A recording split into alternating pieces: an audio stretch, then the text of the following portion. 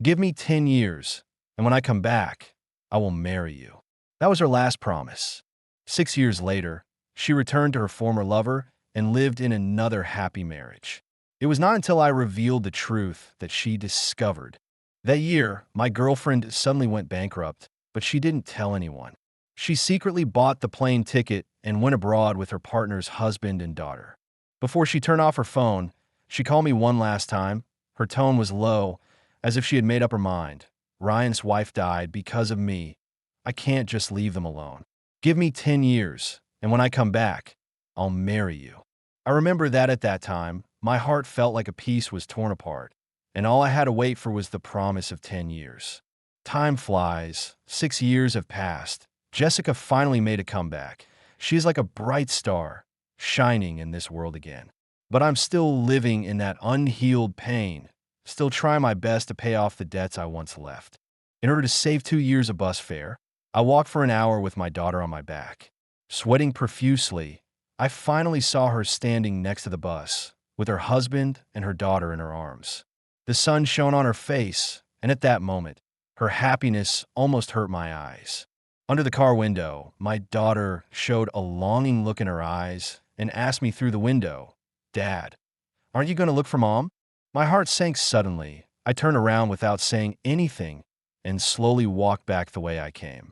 The child didn't understand. He just asked that question innocently.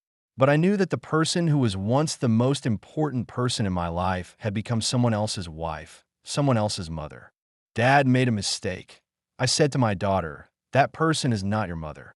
On the way back, my daughter gently swallowed water on my back, obviously thirsty. I took a half bottle of water to quench her thirst and took her to a nearby cold drink shop to rest. Just as we sat down, a black luxury car stopped next to us. From the car came the little girl's coquettish voice. "Mom, I want to eat ice cream." The window rolled down and a woman walked out of the car. She smiled and comforted the little girl Doris, and without hesitation put down her work and got out of the car with her husband and daughter. Her eyes locked onto me for a moment and she stopped. I didn't look over, but I felt an indescribable depression. The way we met was destined to not be as warm as I imagined, but just strange eyes and lingering pain. Jessica came over and looked at me with a hint of pride in his eyes. "William, is it really you? I haven't seen you for a few years. How come you look so old?" He smiled easily, as if everything was under his control, but I felt an unprecedented heaviness in my heart. He and she were already someone else's world, and I could only stand there, watching the woman who once belonged to me living so well with someone else. She looked at me, but stopped moving. There was a hint of hesitation in her eyes. I knew she didn't want to see me or even have anything to do with me anymore, but she still came over and grabbed my wrist. "William, where are you going to hide with my daughter?" Her voice was cold, but with an irresistible force. "Even if you want to leave, you must leave my daughter to me." At this moment, the spoiled Doris pushed me away, her face full of impatience. "I'm the only daughter of my mother. You two annoying things, get out of here right now." Her eyes were filled with endless pride, as if everything should revolve around her.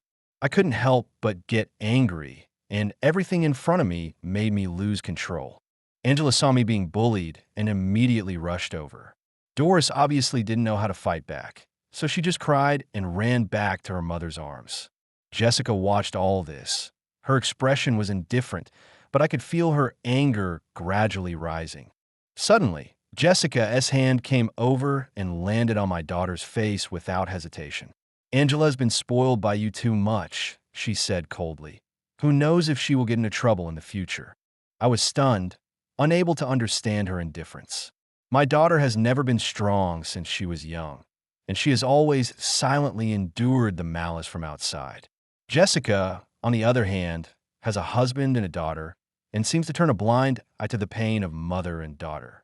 Angela's face was swollen badly. I unconsciously stroked her swollen face with my fingers, and my heart ached. She still stubbornly didn't speak, and her tears wet my clothes. I lowered my head, feeling bitter in my heart, but my mouth was stiff and I didn't want to speak. The next moment, I was so angry that I lost control. I raised my hand and slapped Jessica 10 times. She was caught off guard and leaned to the side.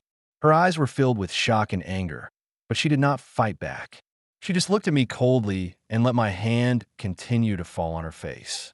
The pent-up emotions of those years were instantly vented at this moment. "Jessica, Angela is my daughter," I said coldly. "You haven't raised her for a single minute these years, so why do you have the right to hit her? They're your husband and daughter, so go ahead and discipline them if you want to. Don't make the mistake of identifying the wrong person." Ryan stood aside, his eyes flashing with endless pain. His tears flowed like a spring, as if he was telling a story that he thought was innocent. "William, I know you still resent Jessica," he said with a suppressed sob. "You think she didn't take you with her, but do you know how difficult it was for her? She has tried her best. How could she spare any extra energy to take care of you?" His mouth trembled slightly, and he seemed to be extremely wronged, but I knew that this wrong was nothing compared to what Angela had experienced. He looked down at me, took out a tissue, and gently wiped the bleeding corner of Jessica's mouth, as if that was the only thing he could do. Jessica, still with a sullen face, waved his hand away, picked up Angela, and got into the car. I followed her closely for a few steps, and was also rudely stuffed into the car by her. The action was swift and tough. Before the car started, Ryan stood outside the car and called out weakly, "Jessica, are you ready to leave us?" His voice was weak and could not be ignored, as if he was begging for something. "Mom, I'm your Doris." Dora's voice penetrated the car window with a crying tone. The atmosphere in the car became increasingly heavy. Ryan sat next to me, holding Doris in his arms. Doris kept glaring at Angela and complaining, "Dad, she soiled my pants. This was my birthday present from Mom." Ryan scolded her in a low voice with impatience in his voice, but Doris continued to cry and shout, "Mom, Mom." Her voice was getting louder and louder, as if to disrupt the atmosphere in the car. Jessica, who was sitting in the passenger seat, frowned and tried to comfort Doris. "When we get home later, Mom will buy you 100 more pairs of these pants, okay?" Seeing that Jessica was no longer angry, Doris immediately cheered happily. Ryan looked at Jessica with a smile. "Jessica, don't spoil her too much. This little thing is almost lawless because of you." I watched their interaction in silence. Jessica doted on her daughter with a doting tone, but I saw the unspeakable envy in Angela's eyes. I whispered to her quietly, "Angela, do you like skirts? Daddy will buy you one." My heart ached, and I looked down at her innocent eyes. I held her little hand. It was warm, but I felt sad. Angela shook her head. "Dad, I don't like skirts. I am fine wearing the clothes that Grandpa Michael gave me." At this moment, my heart seemed to be hit hard by something. Jessica turned around from the passenger seat, her face gloomy and her voice full of reproach. "William, you actually let our daughter wear other people's leftover clothes. You are such a failure as a father." Her words were like a needle that stabbed me. She blamed me so legitimately, but she never cared about our lives. She never paid the slightest attention to Angela and me. Angela, who had just been born and disappeared with her partner's husband and daughter. She only left a phone call, which was brief and to the point, but also carried her promise. "Give me 10 years, wait for me to come back, and you marry me." She left without warning, without leaving any contact information. All I could do was to bear the pressure from the debt collectors and face their threats and intimidation with my daughter alone. For 6 years, I lived a hellish life, struggling in deep pain. My thoughts were interrupted. Jessica's voice came again, cold and almost piercing. "William, what are you distracted about? Angela is already protecting you." Her eyes fell on Angela, and the latter's eyes were still firm. Her small body trembled slightly, but she still opened her big eyes and stared at Jessica, saying, "You are not allowed to call me daddy, bad guy. Get out of here." At that moment, I saw the strength and stubbornness in Angela's eyes.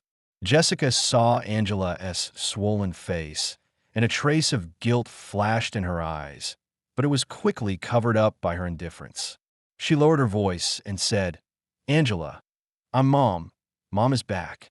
Angela pouted disdainfully, pointed at Ryan and Doris, and said flatly, "You are not my mother." I only have my father.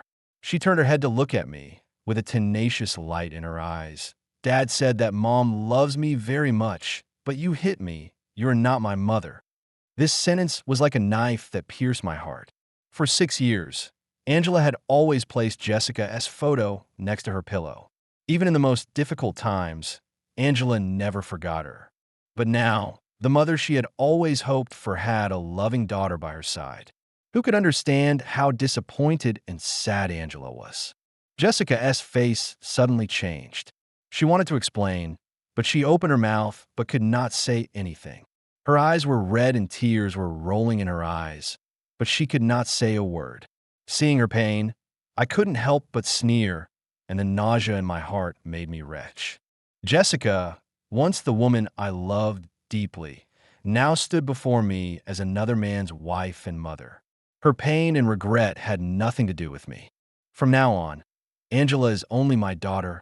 I looked at Jessica coldly. It has nothing to do with you. Please stop the car and let us out. Jessica didn't say anything, and the car didn't stop. It continued to drive and drove into a large villa that looked very expensive. As soon as the door opened, Ryan led his daughter to jump out of the car first, and Doris ran into the yard happily, as if she was very familiar with this place. Dad, my swimming pool and my swing are exactly the same as in the pictures you showed me. Her voice was full of excitement and satisfaction. Ryan smiled slightly and glanced at me with a hint of sarcasm in his eyes. Your mother asked someone to design this according to your request. I didn't contribute. If you want to thank someone, thank your mother. Jessica's eyes fell on me and Angela, and her heart was filled with complicated pain, as if something was tearing her heart apart. I looked at her painful appearance, and my heart was filled with indifference and disappointment. Jessica was obviously a little embarrassed. She bit her lip and wanted to say something, but she said nothing. She turned to look at Ryan, obviously a little embarrassed. At this time, Ryan stood aside confidently. Jessica, look, our daughter is so happy.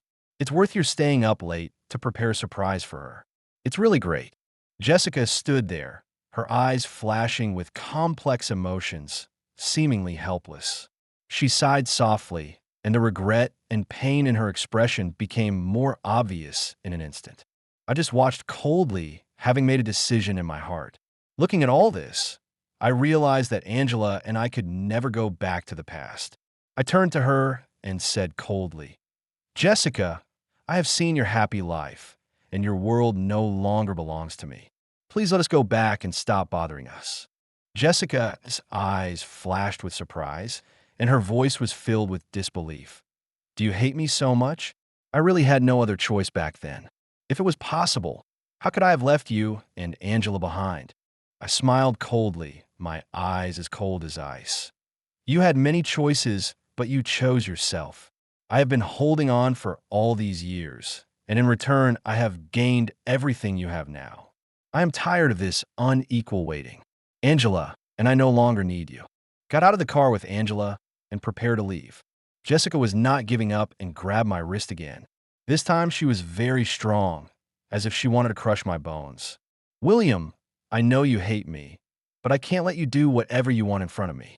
You don't need to go back. The place to live is ready. I was stunned, and a sense of absurdity suddenly surged in my heart. She wanted me to live under the same roof with her and the man she called her husband? This request was simply unacceptable. What on earth was she thinking? You're going to let me live with them? I stared at her and said coldly, Do you really think there is still a place in the world that can accommodate Angela and me? At this moment, Ryan rushed out of the house and shouted anxiously, Jessica, my daughter fell down the stairs. Come quickly. Jessica's eyes flashed with panic. Then she let go of my hand and hurried into the house. Ryan sneered, as if he thought I was overreacting, but I didn't care about his opinion at all. I ignored them and took Angela home. In order to save the 2 yuan bus fare, I decided to take a taxi. In the car, Angela's face was still red, and tears were shining in her eyes.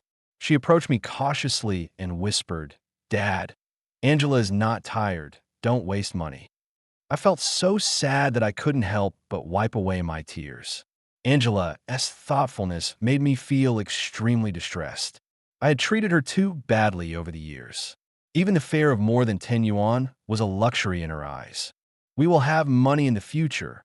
Angela, don't worry. I smiled and comforted her. We will definitely have a better life, and Jessica will get back the debt she owes us sooner or later. At this moment, an idea suddenly occurred to me. Why are Ryan and Jessica living so well, while Angela and I have been struggling to make a living? They enjoy a superior life. Why can't Angela get the same treatment? I swear, no matter what, I must fight for Angela's due child support, and I will not let go of what Jessica owes. On my way home, a few burly men with tattoos and cold eyes suddenly surrounded me in the corridor. My heart tightened, and Angela hid behind me with a little fear in her eyes. The leading man sneered. "You are out of money again, right? You still can't pay us back this time." My heartbeat quickened, ready to react, but at that moment, the door of my neighbor Grandpa Michael opened. I pushed Angela in and shook my head at Grandpa Michael to show that everything was fine. "Jessica is back. She is a big entrepreneur now.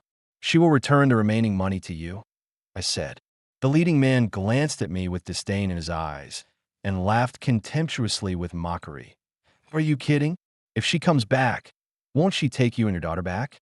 Besides, you are so handsome. No woman would be willing to leave you behind." He looked me up and down. "If we don't get the money today, we will have to live in your house." I suppressed my nausea, and as my heart was agitated, I whispered back, "She's already married. If you don't believe me, come with me to find her tomorrow morning. I'm sure she'll give you more than I can give you. You can have as much as you want." They paused, as if thinking about what I said. Finally, I gave them an address and asked them to wait for me at the door of Jessica's villa in the morning. Thinking that these people would go to Jessica for their money, I finally calmed down a little. The next day, I took Angela to meet them at the agreed place and rang the doorbell of Jessica's house before she went to work. When the door opened, Ryan was gently adjusting Jessica's tie. The two stood very close, and everything seemed so intimate. Doris at the dining table covered her eyes with a smile and showed a naughty expression when she saw us. The tattooed man chuckled and looked at Jessica and Ryan. They were still being intimate with each other, not noticing us standing at the door. Jessica turned around and was stunned when she saw me. Her eyes trembled slightly, and she seemed a little overwhelmed and subconsciously distanced herself from Ryan. She looked at Angela. Her eyes softened. "Have you thought it through? Are you ready to bring your daughter to live with us?" Ryan had a reluctant smile on his face, but he still followed Jessica's words and said, "Yes, William, there are many rooms in the villa. You can move in and live together for as long as you want. Angela can keep me and Jessica's daughter company." I was about to open my mouth to refute, but the man with the tattooed arms walked up and interrupted us. "Stop wasting time, Jessica. Now that you're back, pay me back the money you owe me." Jessica naturally recognized this person. She responded in a flat tone, "We settled things 6 years ago. Why are you still looking for me?" Ryan immediately showed a flustered look and hurriedly urged Jessica, "Jessica, hurry to the company. It's getting late. You can't be late on the first day. Leave the rest to me." Jessica looked at the time and was obviously a little hesitant, but finally waved to us. "I'll go to the company first." She turned around and prepared to leave. I didn't let this opportunity slip away easily, and I stopped her and said, "Jessica, pay me back the money you owe me today. You're a big boss now. Do you still need this?" Jessica stopped, seemed a little stunned, and turned to look at me. There was surprise and a hint of disbelief in her eyes. "What did you say?" "Jessica," I said calmly but forcefully, "I have helped you pay off your debts over the years. Now that you are a big boss, shouldn't you pay off your debts? Pay them back to me today." The woman stopped walking, obviously a little surprised, and looked at me with doubt in her eyes. When I left, I asked Ryan to pay off all the debts with the money from selling the house, and I didn't leave you any debts. I said slowly, and a sneer rose in my heart. "You can ask them. I paid off all the debts for you one by one. Let them come to confirm it today." Jessica's face suddenly turned pale, and a gleam of disbelief flashed in her eyes. If all this is true, then she really owes me too much. and she never knew how difficult the days that Angela and I had lived through over the years. She looked at Ryan with a questioning look in her eyes. "Ryan, tell me, what's going on?" Ryan paused, then quickly raised his pitiful face, pretending to shed tears in grievance. "Jessica, my daughter had a fever at the time, and I was anxious to take her to the hospital, but I accidentally forgot. I know I should tell you, but I know you won't come back unless you make some achievements, so I concealed it." Jessica's eyes became heavier. She clenched her fists and didn't speak for a long time. I watched this scene, and it was very clear in my heart that Ryan's lies had been exposed, but she still believed him. At this moment, Ryan's little daughter suddenly hugged him and cried pitifully. Mom, Dad cried many times late at night because of this matter and almost cried his eyes blind. Seeing Ryan and his daughter pretending to be pitiful, Jessica's face showed a trace of hesitation. Her heart seemed to soften at some point, but in the end, she still made a calm decision. She turned her gaze to me, her face painful. "William, I really didn't know you and your daughter had such a hard time these past 6 years. I will make it up to you." As I listened to her words, I knew more clearly that Jessica had never really treated me well. She didn't mention Ryan as the culprit at all, which made me see her true nature. I took a deep breath, suppressed the pain in my heart, my eyes slightly moistened, and pointed at Ryan, who was still crying. "Okay, then you kick them out, and I will forgive you." Jessica clenched her fists and lowered her head, as if considering what I said. For a long time, she did not respond, until her eyes gradually turned red and tears flashed in her eyes, and then she gently refused. "Ryan didn't mean it, and he is already suffering in his heart. I can't drive him away." I stared at her with a sneer on my face. "Okay, then compensate me with money." When we walked out of the villa, Jessica stood at the door, silently staring at Angela and I. She kept looking at us until we walked far away, and she stopped chasing us. Angela finally couldn't help but ask, "Dad, are we rich now?" She was so excited that she almost jumped up. Seeing her smiling face, my heart suddenly softened, and I squatted down and kissed her little face. "Yes, we will move into a bigger house when we go back, so that Daddy can spend more time with you in the future." I stroked her hair, but secretly made up my mind that no matter what Jessica did, I would make up for what I owed my daughter over the years. This time, Jessica was really generous for Ryan. Not only did she compensate me 10 times the amount of the debt I paid for her, she also gave Angela a 10 million yuan in child support. I will use this money to create a better life for Angela. I told myself that since Jessica had never taken responsibility, I would do it. That day, we went to look at houses. I chose the most prosperous and lively community in the city center, ready to give Angela a brand new environment and future. But as soon as we entered the community, we met Ryan's family. Back then, Ryan's family brought more than a dozen people into Jessica's semi-home and forced her to take care of Ryan and his daughter. They said that if Jessica hadn't asked Ryan's wife to do business with her, Ryan's wife wouldn't have jumped off the building and committed suicide after being unable to bear the pressure.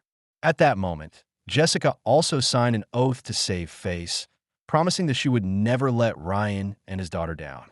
I didn't want to, but I couldn't resist, so I had to compromise. Ryan's brother whistled at me frivolously. "You bought a house here with the money you extorted from my brother? This place is for big shots, not for poor people like you." This instantly disgusted me. I had witnessed how they had persecuted Jessica. How could I bear to get involved with them again?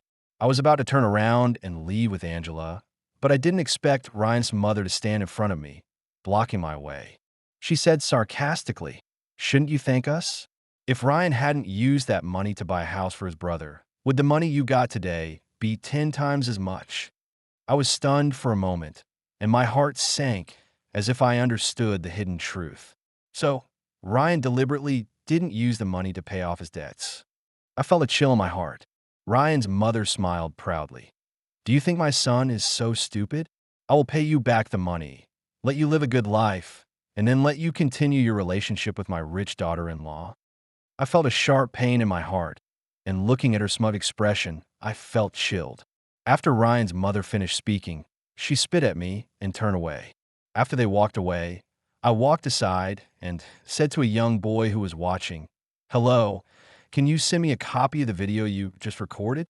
In the evening, after returning home, my parents called and said that they saw the news of Jessica's return to China on TV. My parents seemed a little hesitant and asked me, "William, did Jessica get married abroad?" I nodded slightly and told them everything. They scolded Jessica severely first and then began to persuade me to go home. It's better for the family to work together to pay off the debt than for one person to support it alone. My parents said, their eyes full of concern. I couldn't help but feel a little shaken. Indeed, my parents have been helping me all these years, and they don't have much left in their retirement funds. I took a deep breath, and after hanging up the video, I silently decided that maybe it was time to go back home. Living in the same city with Jessica would always involve endless entanglements. If she wanted to see Angela, she would have to start a bunch of complicated things. The next day, Angela and I discussed and decided to move back to our hometown. Angela was so happy that she almost jumped up when she heard that she was going to move to her grandparents' house. That night, I packed my luggage and bought a train ticket for the next day. When we got off the train, my parents came to pick us up early. Just as we were about to leave the station, I paused and saw my childhood sweetheart, Lin Mushiwe. She followed behind my parents and greeted me naturally. "William, long time no see. My uncle and aunt were worried that you had too much stuff, so they asked me to come over to help you with your luggage." I smiled, and my heart was moved. After so many years, the discomfort I once felt had dissipated. Now that I think about it, it was actually nothing. Lin Mushiwe helped us carry our things upstairs and suddenly called me.